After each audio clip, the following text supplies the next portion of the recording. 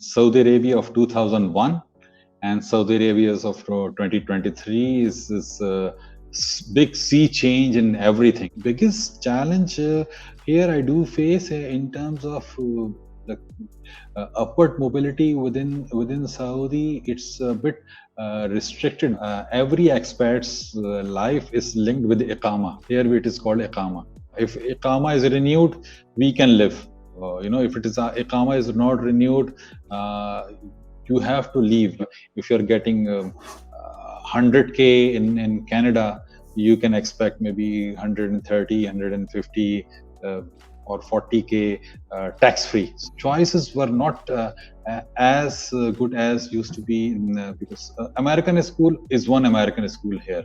British school is one British school, and they are very pricey. There are two major costs. One is schooling, and the number two is housing. A split of the family starts basically because there are not so many expat universities available here, specifically after living 18 years outside of Canada. Entering back to corporate Canada at a very decent role is not at all easy for anyone. You cannot come here 3 months pass and you started shopping around for another job. You have to finish the contract must be for 2 years or something like that. So you have to stick with the organization for 2 years whether you like it or not. Hello friends. So today my special guest on the podcast is Mr. Adil Abrar. And I got to connect with Adil through the magic of social media, which is YouTubing. And this is what I tell people as well. One of the great fruits of me starting this YouTube channel is that I'm able to meet such enriched and great fellows like Adil and connect with them and hear from them and learn from them their story.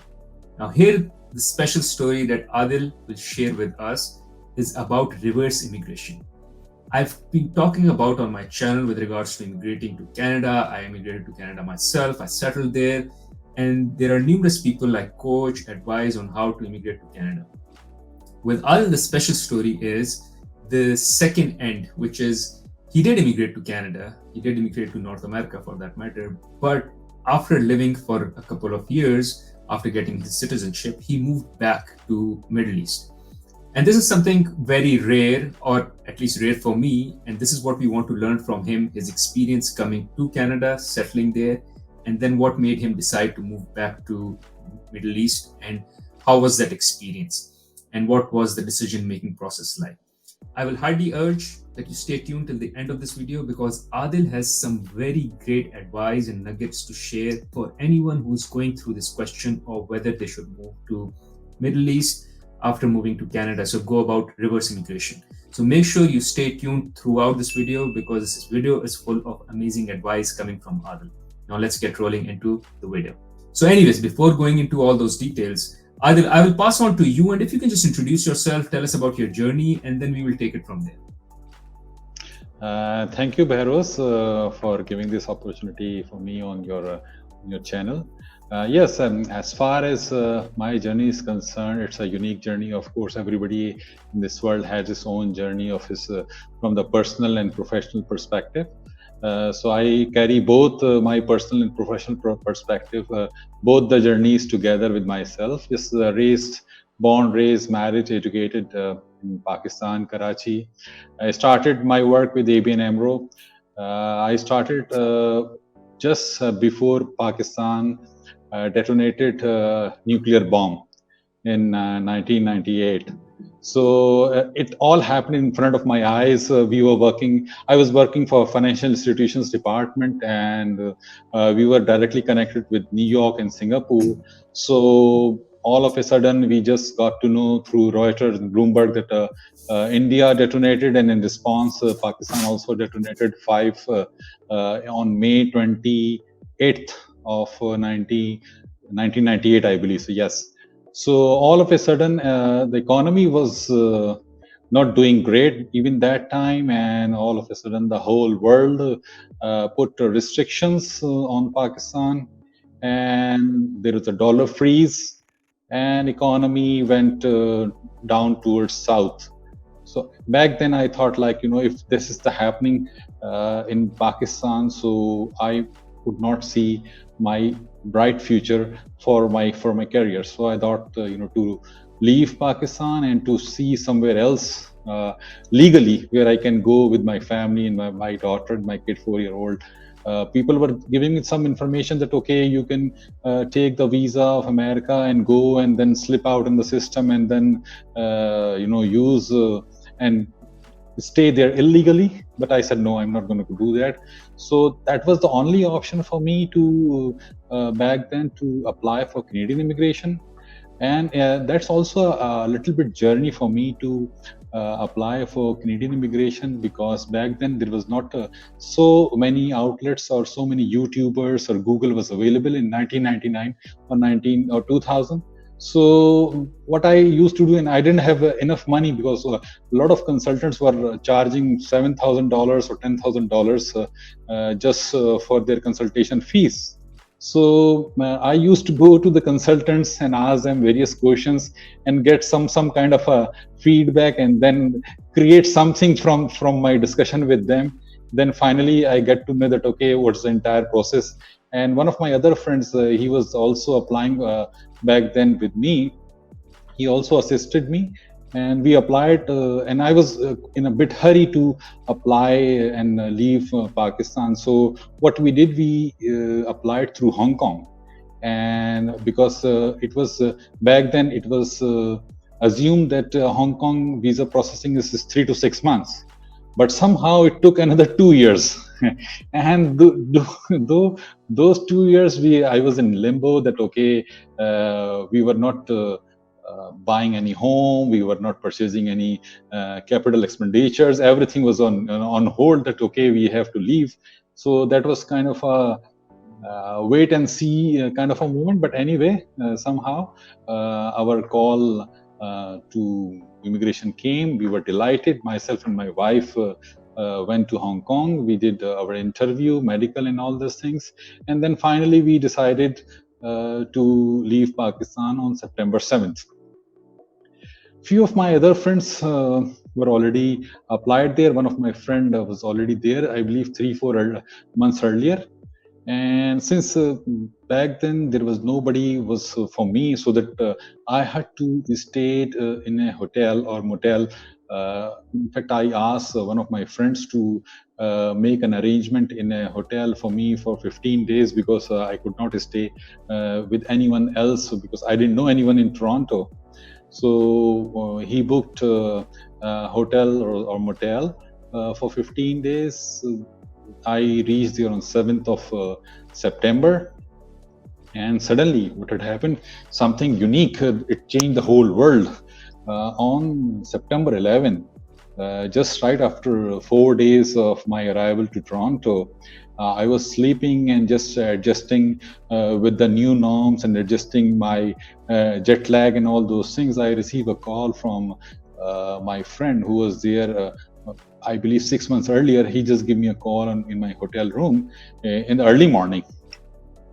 And I said, okay. I just picked up the phone, and he said, Adil, just switch on the TV. I said, Irfan, what happened? It's early morning. It must be around 8:30 or 9 o'clock. He said, no, just switch on TV and watch CNN. I said, okay. I just put on the CNN, and it was so horrific. Then I saw that there is an attack on Twin Towers, and we were so worried that, what's going to happen. And I knew from that time that, of course, we as a family, we being a Muslim, my full name is Muhammad Adil Abrar. And what I was hearing back then, that 14 or 15 people, those who were involved, that's all maybe from Saudi Arabia or somewhere else. So, all are from Muslims. I knew that, okay, it's gonna be, we will be facing some challenges in terms of jobs or in terms of settling. But anyway, we were quite positive that we will definitely pass through this storm easily. it was not easy for us initially, because number one, we were very new to the system, and we were alone, and nobody was there for us to guide anything. And we were young also. When I migrated to Canada, I was just 27. So that was the thing.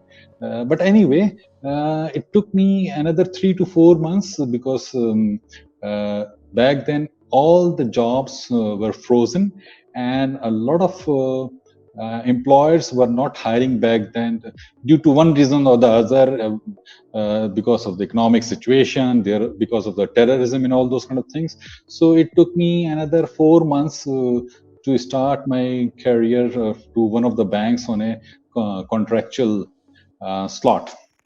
But anyway, that is kind of a break I was looking for, and from that onwards, we got a very successful career. I started with TD Bank and then Scotia Bank, where I worked around altogether 5 years in Canada. So that is kind of a brief story for me, from leaving from Karachi, Pakistan, to start settling in Toronto. Cool, thank you. So Adil, thanks. This is a wonderful journey, and you took it on yourself at a pretty young age, I must say. At least from where I see it, I came when I was in my mid-30s. So that's nice. Thanks for sharing. Now, one question I wanted to ask is, how easy was it for you to settle in Canada with regards to finding a social circle, finding friends, finding maybe a religious community, a mosque, or a community of belonging? So whatever it was, especially because I know, for instance, when I talk to my relatives here, they go like, it is much easy for you because when we came, there wasn't anything, and we didn't have much friends, and we didn't have the community and all. For you, it's very easy. So this is one thing I want to understand. How did you and your family, wife and kids, were able to settle in Canada? And second is, how did you go about finding a job? I know you said it was difficult, it took some time, but what was the process that you started? And what was the process that took you from one job to the other and you kept growing? So if you can talk about these two things. Okay. As far as the social circle is concerned, few of my friends, we applied together. So they came to Canada a bit earlier, maybe 3-6 months earlier before me. So these were already there. So we started networking people. We started going to various dinners at home. The dinners were not very luxurious kind of a thing. It was just like a simple basic meal, maybe nihari or biryani, because everybody was in the settling phase. So I cannot say that it was a very lavish dinners, but it was like good startup dinners where we could meet, hang out, and basically all of my friends were at a very young age, a few of maybe 28, or all of them within 30. So it was like a bit easier for me because few of my friends was already settled. As far as a job was concerned, what I did, that I purchased the major purchase. My first purchase was a fax machine, which I purchased from there was another today this is called Best Buy, but before there was another electronic store which I purchased it from. But anyway, it was I don't remember exactly or what was name of the shop. I purchased a fax machine because I used to run a full campaign for my job. I used to because somebody told me I used to go to HRCD department, because we didn't have a computer or laptop, because a lot of my stuff was coming from Pakistan, and it took maybe 45 days or 2 months to arrive because it was coming from ship. So my PC and all those things was there, and we were all struggling. So I didn't have any laptop. So I used to go in the morning for job searching. There in Canada, they have various outlet for human resource development centers, HRDCs. So I used to go early morning around 9 o'clock, and for finding the job, constructing my resume as per Canadian requirements, because the resume we used to submit back then in Pakistan was completely different, and here is a North American standard was completely different. So it was completely a game changer for me, because in Pakistan, job finding is not a very normal or routine matter.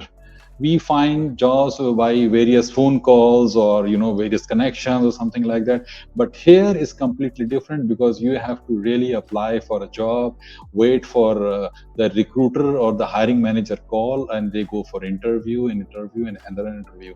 So I applied those jobs. I used to run my own campaign. At night, I made a full Excel sheet that on which job I applied, and what date, who was the hiring manager, email address, and all those things. Because sometimes it does happen that you are on traveling, or you are in downtown searching something, and you receive a phone call that you applied for a job, and you don't know on which job you applied.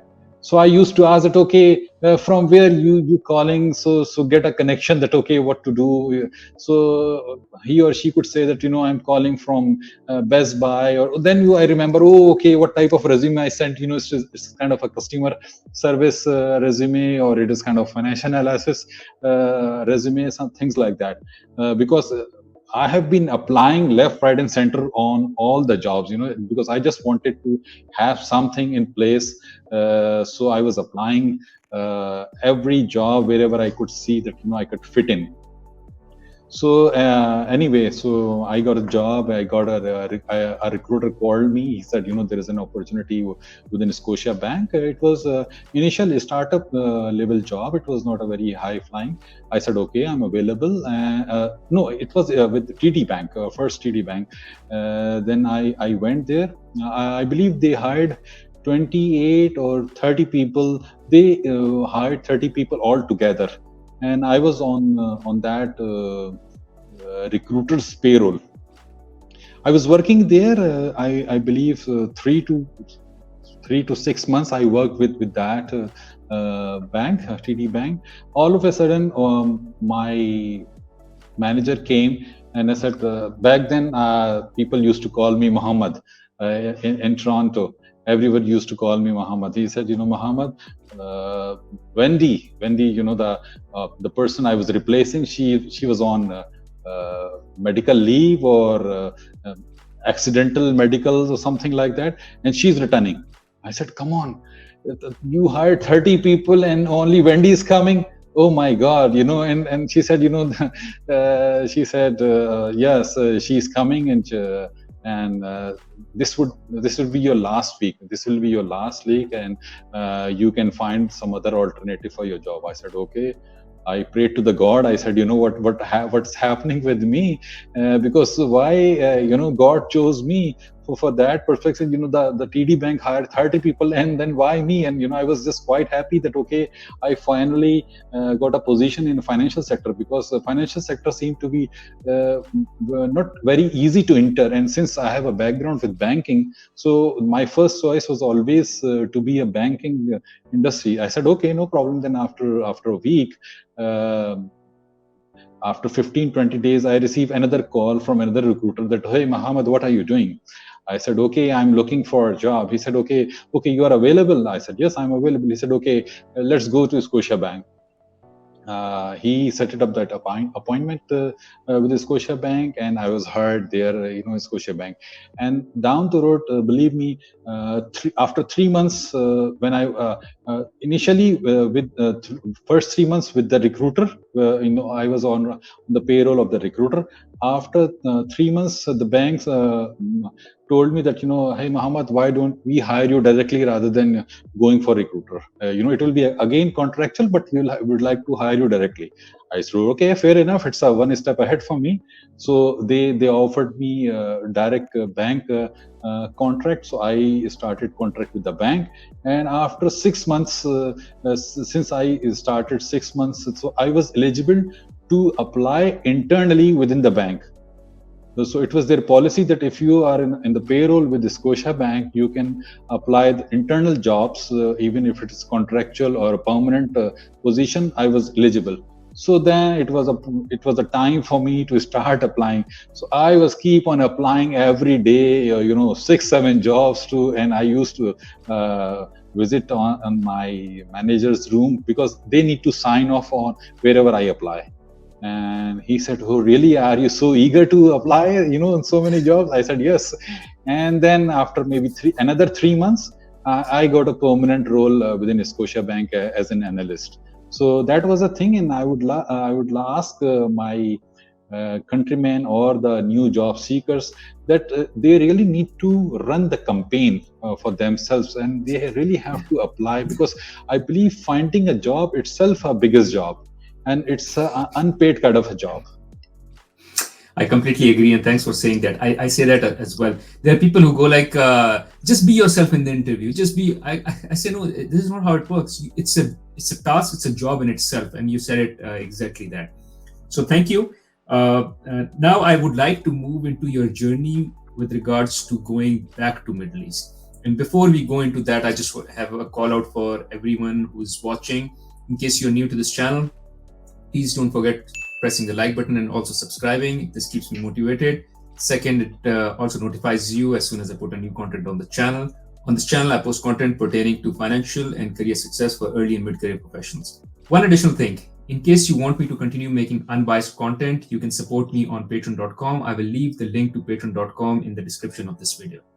So now let's get back, Adil, to where we wanted to head, which is, did you plan it when you were coming to Canada that you will move back to Middle East? Was it ever a plan? How long did you stay in Canada, and what was the decision-making process? For me to going back to Middle East was not planned. As believe me, I never planned that one day I'll be migrating to Canada, because for me, my mother always used to say me that because my father was an engineer, my mother always used to say me that Adil, why don't you go to Canada to do your engineering? But I always say, no, no, no, mom, I'll be staying in Pakistan. But somehow I landed in Canada and became the citizen of Canada. Again, I never had this plan that one day I'll go to Middle East. It was in my at the back of my mind. It was there, but I was not planning, or because I spent 5 years in Canada, and this Middle East opportunity came in because one of my friends, as I mentioned, he moved to Canada. He moved to Middle East. While departing, I said, okay, if you find any suitable role for me, do let me know. Just as a parting thought, parting thing, that okay, if you have something, do let me know. Yeah, he said yes, okay, I will find, because back then there was no LinkedIn per se, or it was LinkedIn, but it was not very much into everybody's life or something. So he said, okay, I will let you know. So one day he asked me to send me my resume to him. I said okay. I took it a bit lightly, because since I joined Scotiabank, Scotia Capital, I didn't update my resume or CV per se. I said okay, okay, I will take some time to update my resume and send it to him. So it took another maybe 10-15 days. And then one day he called me. He said, Adil, I asked you to send me the resume. I said, yes, yeah, sorry, I took it lightly, I believe so. I will send it anyway. What I did, I said, okay, after the weekend, I will send it to you. So during the weekend, I just brush up, polish my CV, added the new role which I was performing, and send it to him as just as a draft. And in the email, I sent that, okay, have a look of this, and let me know about your feedback. So instead of giving me his feedback, he forwarded the same resume to the hiring manager and copying me. And then I said, "Oh my God, what did he did? It was just a draft version for him, just for his review." And then I emailed him. I said, "What did you do? It was just a draft version for you, not for the hiring manager. I just shared a copy with you that how does it look like." He said, "No, no, no, no problem. It is very good, fantastic, and it will work. Don't worry." I said, okay, no problem. It works. As long as it works, you know better. And then I receive a call from my existing employer, Riyadh Bank. Then first interview, second interview, third interview, fourth interview, and then one fine morning, I receive a two-pager contract with everything, and I was stunned. I said, "Oh my God, what's happening? I got a job there," and I asked my wife, "Oh my God, I just applied it there and no planning, and now they offered me a job. What to do now?" Because back then, I also I was living in a condo, and I was in the process of purchasing my new home in the city of Vaughan. So I said, what's going to happen, because they are going to give us the possession maybe in 3 to 6 months. And I got a job there in Saudi Arabia, and it's a big change for the whole family. And when I landed in Canada, I was having a daughter, but in Canada we had another kid, another daughter there. So we have two daughters, my wife and myself. So I said, I applied there and I got a job, and they said, that sign off on the contract on two-page contract, and then they're going to send me the full job contract with Riyadh Bank. So what to do? So my wife said, no, we should go there, and it's closer to Pakistan, and there are a lot of things. Religious factor is there, and a lot of it's a good community, and she always wanted to be within Saudi Arabia. She said, she always wanted to live in Saudi Arabia, but now this is an opportunity came to us. I said, okay. Then I signed off and scanned and sent it back to Riyadh Bank that, okay, I'm going to come and join them. Cool. And how long did you live in Canada? I lived 5 years. 5 years. And how old were your kids when you were moving to Saudi?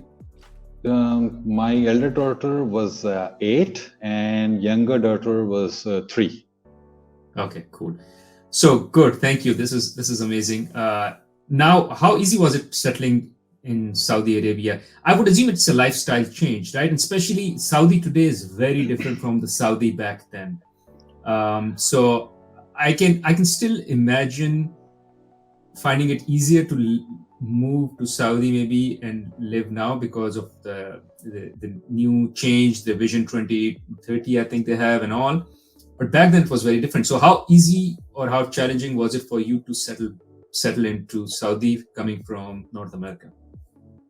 No doubt, as you said, that Saudi Arabia of 2001 and Saudi Arabia of 2023 is big sea change in everything. Yeah, in terms of internet, in terms of goods and services, in terms of visa, in terms of attitudes. It's a big difference now. It's a big change. It's a completely changed Saudi Arabia. If I go back and see or compare Saudi Arabia of 2001 and Saudi Arabia of 2023. So when I was moving or leaving Canada, after processing my visa and all those things, just before resigning from Scotiabank, the previous king Fahad, he died. And suddenly all the world stock market went down, and there was a rumor that how will be the succession and all those things. And I was I was in the middle of something that I was about to tender my resignation, and this thing happened. I said, I don't know whether they may have cancelled my visa, and today I resign it from Scotiabank, and tomorrow I receive a call from Riyadh Bank that, okay, we have cancelled, you don't come, and because of the situation or things like that. I said, what to do? I'm in a very troublesome situation. So I called my manager here in Riyadh Bank, just to have a feeler that what's going on. Because back then social media was not there, WhatsApp was not there, only Google and Yahoo was there. But things were like today. If there is any news, it spreads like a wildfire. But if there is any news back then in 2000, 2001, oh, you used to have that news, but it's only on limited availability with some channels. So I called him, that I asked him, "Oh, okay, how's everything? How's the situation? What's going on?" So he put me on rest. Said, "Okay, no, Adil, don't worry, everything is okay and fine." I said, "Okay, I'll be resigning," and I told him that I'll be resigning tomorrow, and I hope everything's okay. And, "Oh, yes, yes, no worries. You just resign and come." And I said, "Okay, no problem." Then I resigned the next day, and then maybe I finished my notice period, and then I flew back to Riyadh. I initially joined Riyadh Bank in Riyadh, Saudi Arabia. Riyadh is a capital city of Saudi Arabia, so it was good. We Because I was living in a Western compound, so life was quite easy for us compared to other. And in a compound environment, there are a lot of expats, so we built our social circle very quickly. So it was very easy for me or my family and for my kids to join or to blend in with the Saudi culture or environment easily, just because we were living in a compound and my kids were going in a private school. So it was easier for me, and my counterparts within the bank, they were all English speaking, so I didn't find any kind of challenges in terms of settling me or in terms of broadening my social circle here. Thank you. That makes sense. Another question I have is, can you say something in regards to comparison on career and income or jobs with Canada versus Saudi? I know one thing I can just say out of ease is there is no income tax, at least up till now. But anything you can comment on the levels of income you were earning here versus there, or how are the career opportunities that you got in Saudi versus Canada? Like, is there any limitation to career growth, getting more jobs, getting more work visas, and also income levels? So if you can shed some light on that. Yeah, as far as the income level is concerned, definitely it's a big change because there is no tax here. Tax started here, is 15% VAT lately, and we have to pay family tax, that is 400 riyal per person on monthly basis to the government. You can say that $120 per person on monthly basis. So this is a kind of a tax that started, I believe, so we're starting from 2016. But back then, before 2016, there was no tax or no VAT or something like that. So no doubt, from 2001, if I compare from the income perspective, there was no tax, big jump on the income.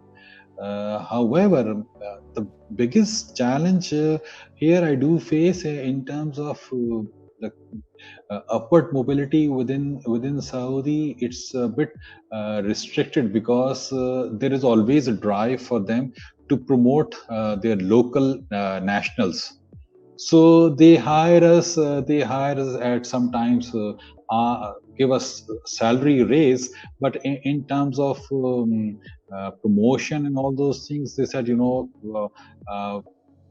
our locals or our citizen got the first priority over you. So we can compensate you from the revision of your salary, but in terms of career mobility, upward mobility, we'll definitely take care of our citizens first. So no doubt, it's their right also. Because they have to promote, or they have to deliver as per the aspirations of their citizens. So that is one important thing. If somebody ever would like to go for reverse migration, because there is a risk also in terms of if you come to Saudi Arabia. I've been living here for the last 18 years, but a friend of mine, he came earlier, but he couldn't get along with his manager, so he had to leave the job within 6 months. He came from Canada, and within 6 months he had to leave and he had to go back. So there is always a risk that for you to carry on your career here. So if you could not get along well with your manager, because you don't know the local mindset, that and sometimes there are few individuals, they could be not very easy to get along. So it's always a risk for anyone who thinks that okay, no doubt from the income perspective you can get a big jump, tax-free salary, excellent food, religious environment, you can perform umrah, you can go for hajj. So there's a trade-off basically for you to arrive here, start working. So that is risks are also there, but rewards are also there. Yeah. So one question on the career and job piece. I know it's the case in Dubai. If you don't have your job, probably you'll have to leave Dubai in 1 month or so. If you resign or if you get fired or something like that. What is the status in Saudi? If God forbid anyone who comes and works in Saudi and they don't have a job anymore, for how long can they stay before they find another job, or otherwise they have to exit? It exactly the same. Every expert's life is linked with iqama. Here it is called iqama. So our life is linked with the iqama. If iqama is renewed, we can live. If it is iqama is not renewed, you have to leave yourself, your wife, your kids, and all those things. So everybody's life in your family is linked with the person's iqama. In Canada, like if you lose your job, it's not a big change. It's not a big change because you can find another alternative. You can go find a job in Home Depot or Walmart for the transitory period or something like that. But here it doesn't matter. It's a big change. If you lose your job, that you have to leave within 30 days, and it's a big change because you have to sell your car, your home furnishing, your sons or your daughters or kids, they have to leave the school, and you have to arrange for their education. It may be possible that you may get you may have to leave the job in between their session, like in December or January, and you have to leave the country. There may be instances, I don't know the people, but of course our presence is in Saudi Arabia is linked with iqama. So if your iqama is there, so your family lives with you. Else, everybody has to move out from Saudi. Got it. And one question I should have asked earlier. In terms of income jump, I know when you moved, it was some time back, but what should one person expect a like-for-like job, same level, same kind of company? It should be what, like 20, 30% increase, 50% jump, twice the income that you should expect here, inclusive of everything. Like you can give a range. I know it will be very difficult to give an exact number, but if you have a range in mind, it would be nice to share. As far as the income level is concerned, this is not very fixed that okay, only 20% is good or 50% is good, or it depends upon that how you play or how you interact with, or how hungry the organization for your skills. If they really require that kind of a skill and that is not available within Saudi Arabia, they are going to pay you some very decent amount. They are going to give you. But if you have normal skills, so you can only get maybe benefit if you're getting 100K in Canada, you can expect maybe 130, 150 or 40K tax-free. So that the tax is the main component for you to get the benefit, basically. Yeah, makes sense. Cool.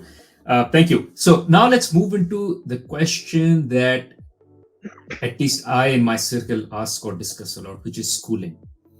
It is easy when your kids are young. When your kids are young, they're in the elementary school, middle school, it's fine. Probably, I think it may get tougher when they're in the high school, and then comes university and college. I'm sure when you moved, you weren't thinking about all this because the kids were so young and it was so far off. But for someone like me or in my age group, this is a question people have. So, what are the challenges with regards to schooling? How do you think about it?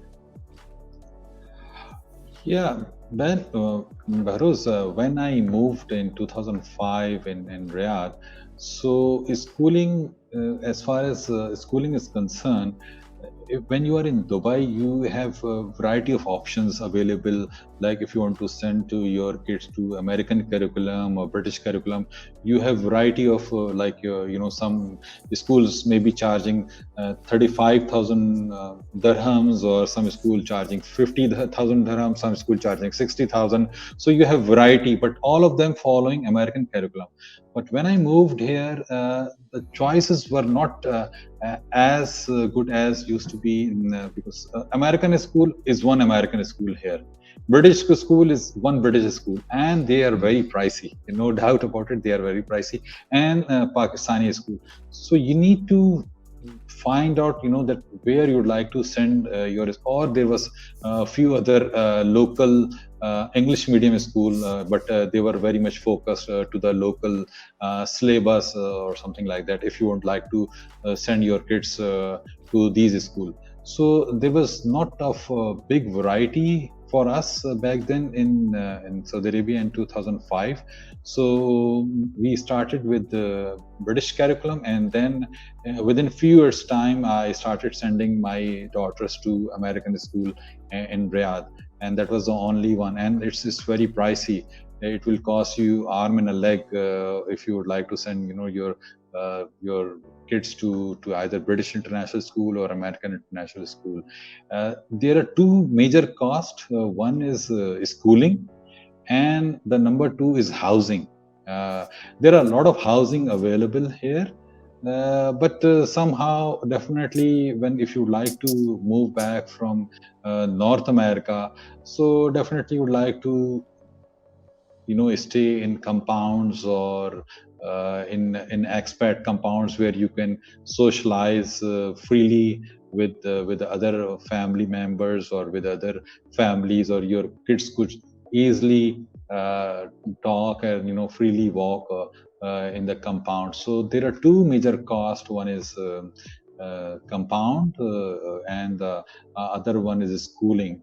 So whoever thinks about moving to Saudi, so always remember that they need to negotiate very well with these two components in mind with their prospective employer. Correct. This was about the schooling. How about college education? How do you think about that for your kids? Yeah, this is another fork of the road for anyone else life, because when your kids started growing, okay, till high school you can manage, the whole family lives with you. But as soon as one kid passes high school, so here comes a split of the family starts, basically, because there are not so many expat universities available here. It started, but they are not as maybe you could not find suitable, or as per not international or Western standards. So you have to send either your kids to Pakistan, or maybe Canada or UK or US. So this is also a big risk for the family, or a big challenge for those kids when they start finishing their high school. Then they have to send their kids. So that is the point where families start splitting. Your first son or daughter goes, then the second son and daughter goes, and you start living all alone. Like it just happened with me. My daughter, the elder one, she finished high school. She joined a university in Abu Dhabi, and then the younger one, then when she finished her high school, she also moved back to Canada. So now myself and my wife live alone here in Saudi. So this happens. It's not only myself. This happened with all the parents, which I have seen here, because this is kind of a lifestyle that you have to follow if you live here a little longer. Okay, thank you. That's helpful. Now, given your kids were growing and you knew this would be coming, where you'll eventually the family will start to split, was there any time you thought of going back to Canada? And if you did, what were the considerations that, yeah, I can, but oh no, because of these few challenges, maybe it won't be possible? And let me give you a hint to where I am going towards. I have this feeling that it would be economically, career wise, it will again be a reset. If someone decides to come back to Canada again, the kind of challenges you face, like the things you talked about, TD Bank and Scotia Bank and all the way you started, you'll have to restart that. And I always tell people that it's best to come to Canada when you're young, because for two reasons. One, it is easy to find a job. Second, you have less ego, because when you're like in your 40 above, you're like, I was the director of this and I was the VP of this, and now I have to start as an analyst. No, this is not happening, right? So that is where I say come early. What did you ever, so question to you is, did you ever consider going back because you thought kids were growing up in college? Yes, back. And if yes, what were the considerations and how did you decide, no, it won't be possible for you to go back? Yes, on multiple occasion I discuss with my wife that okay, we should live here or we should go back to Canada. In fact, I applied inquired few jobs here in Canada too. But these were not very serious kind of effort, because I know, because entering to corporate Canada again itself is not an easy thing, and specifically after living 18 years outside of Canada, entering back to corporate Canada at a very decent role is not at all easy for anyone. So this is kind of a risk anybody will carry. So anybody has to think about it if they would like to spend so much of time outside of Canada, and they would like to go back. So I don't think so they will be able to get. There may be few instances that people may get a decent role, but in terms of majority of the time, of course, few people, they said, okay, we have done enough of the job in the Middle East, and we are secured enough. We have done our from the cash flow perspective, we have made the home and all those things. We don't need any other job, and you will just stay as a retired life. So this could be one possibility going forward basis. So do you know of any examples of people who've gone back, and if yes, what do? They're just retired now and living a retired life, or there are some, like, what kind of lifestyle do they have? And the reason I ask is from two angles. One is economic angle, the other is social angle as well, which is, I fear that I'm living in Canada now. I have a social circle. I have made friends. My kids have made friends and all. Then I moved to Middle East. Okay, I changed everything. I lived there for a couple of years, and now I've developed a circle there, and I've lost kind of the circle back in Canada. And now I go back. So two questions. Do you know of people, what do they do once they go back? And second is, if they go back, how do they rekindle the social setup, social network? And if you've known any challenges, like if you've known any friends who say, man, this is a challenge, it was challenging than I thought, and so on and so forth. So any thoughts on that? Yeah, I believe so, Bahroz, that in terms of social circle, now people like us are very visible in Canada, in Mississauga, in Toronto. When I moved in 2001, we were kind of a invisible minority. There is only few halal food and any few halal restaurant. But now in every nook and corner, you can get halal food. Mosque is there. Another family either migrated from Saudi Arabia or Middle East or Pakistan. So people are leaving Pakistan like droves. So I believe in terms of developing social circle is not a big problem today. Back then it could be, but these days there is you can find your culture easily. You can find everything at your doorstep. So I don't think so that there will be any challenges in terms of settling back to Canada and developing your social circle again. As far as getting a decent role, a few of my friends, as I mentioned earlier, a few of my friends they got decent role again, but of course, again the salary level is not as they were used to getting in the Middle East because in Canada there is another. There is a cap in terms of salary level. Of course, here we are treated as an expat, so expat has a different salary level. When we go back to Canada, they don't treat us an expat. They treat us as a normal, regular people. So whatever their salary level, they just offer that salary level. So whenever we move back to Middle East, you always get some kind of an edge over their locals, because they hire you for certain skills which does not exist at the moment with the organization. So that's why they overpay in terms of remuneration, in terms of the perks, in terms of your housing and all those things, because they know that that level of skill is not available recently. So we have to pay to bring this person in our organization so that we could deliver as per the aspirations of their shareholders. So that is kind of a thing, and I don't think so there is a challenge for anyone who will be going back to Canada to settle and develop the social circle again. Got it. Makes sense. Thank you. You answered my question.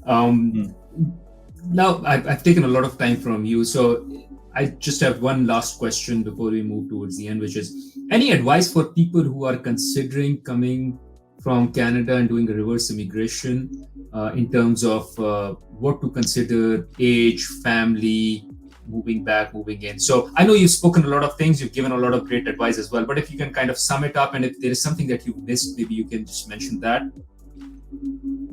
Yeah, Behruz, the biggest risk you carry when you move from Toronto or from North America to Middle East is the risk of Ikama linked the whole family. So as long as it renews, the family can stay and your kids can go to the school. And some, as I mentioned, that it had happened with one of my friends, that he could not get along well with the hiring manager. Okay, that hiring manager was good enough during the interview time, but when you started working for him and he could not get along well, so you started feeling stuck, that oh my god, I resigned from my organization, from my bank, or maybe I was just earning 100,000, 100 grand in Canada. Now I'm stuck here. This manager, I cannot work this anymore. Or so this is the biggest risk anybody carries, whoever would like to move from North America to the Middle East, because and there are not many options available to switch the jobs. Back then it was not available, but recently the government has started giving this option to switch the job, but you have to finish the contract. You cannot come here 3 months pass and you started shopping around for another job. You have to finish the contract must be for 2 years or something like that. So you have to stick with the organization for 2 years whether you like it or not. and then you can you start switching. So this is the biggest risk anybody can carry in his career move from North America to the Middle East. Thank you, Adil. Thanks a lot. Now, one last piece, which is where can people find you? Like, this was amazing information you shared, and I'm sure people will have a lot of questions and they will be putting in the comments as well. But in case they want to reach out to you, where can they reach out to you if they have anything they want to discuss, talk, ask questions? So yes, people could connect me on the LinkedIn. So I'll be more than happy to assist or guide them in terms of their transition from North America to Middle East. Thank you. So I will put the link to your LinkedIn in the show notes or the video description of this video. Adil, thank you for your time. This was an amazing conversation. Frankly speaking, it was more selfish as well because I wanted to learn all of this. I know we've spoken about this on the phone as well very briefly, but I wanted to understand all of this because this is a question which does pop up every now and then as part of discussion within my family or within friends. And this was like amazing information. So thanks a lot for that. No, thank you, Verwas, for giving this opportunity for me as well. I truly appreciate, and it was no doubt an engaging interaction with you, and I really like your engagement and your questioning, in terms of variety of questions you asked me from the personal perspective, from the professional perspective, from migration to reverse migration. So it was like a transition from one question to another question was very smooth. Cool. Thank you, Adil. Now, for the viewers, in case you like this video and you found value, I'm sure you'll also find value in another video where I have a guest on my channel who talks about how he did a career pivot after moving to Canada at the age of 40 plus. So check that video out as well. I'll leave a link. And I have another video where I talk about a single mother moving to Canada and how she settled here, how she found success in Canada in the immigration. So you can check out the link for that video here as well. Thank you.